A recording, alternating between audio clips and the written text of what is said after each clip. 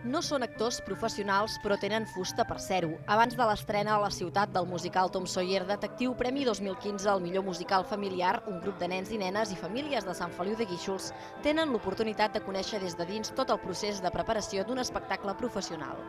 És la primera vegada que el certamen de teatre professional Guíxols Escena decideix emprendre aquesta aventura que permet als joves de la població entrar en contacte amb les dues cares de l'espectacle i colar-se entre les bambolines de l'obra per esdevenir, també, protagonistes de l'escenari. Funciona força bé. La veritat és que això, en el moment que els dius que és un espectacle professional i que han de comportar-se com a tal, primer el que fan és agafar una responsabilitat molt bona, llavors es troben els problemes que tenen a l'hora de pujar a un escenari, que és el de sempre. La presència o la veu, la col·locació postural, són coses que...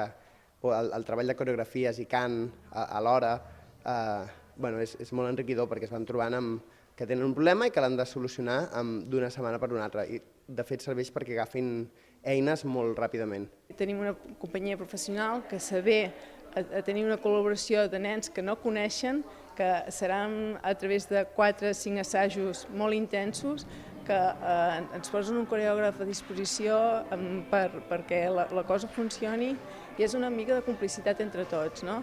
Entre l'organització, la companyia, els nens, els pares, una mica perquè tot funcioni. I bé, i que tot sortirà fantàstic i rodó, que estem convençuts.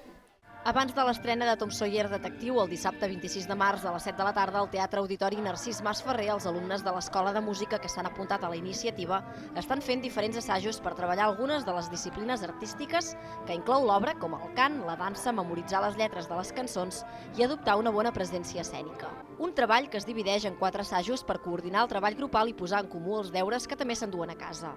Fem 4 assajos abans de fer l'espectacle i a mi m'agrada molt perquè a part de cantar també ballem. Bastant de feina, però el nostre professor ja és bo perquè fa molta feina i a nosaltres ens agrada molt. A part de cantar també interpretem i sortim bastant a l'obra i fem bastants tipus d'interpretació i sí, molt xulo. Tenim que estudiar molt i fer molt de treball per aprendre'ns a les cançons i portar-les ja estudiades d'aquí. En Tom Sawyer, doncs primer té un ajudant que és en Huck i li fot molt de canya i al final en Huck s'enfada i li diu perdona, o sigui, tota la història.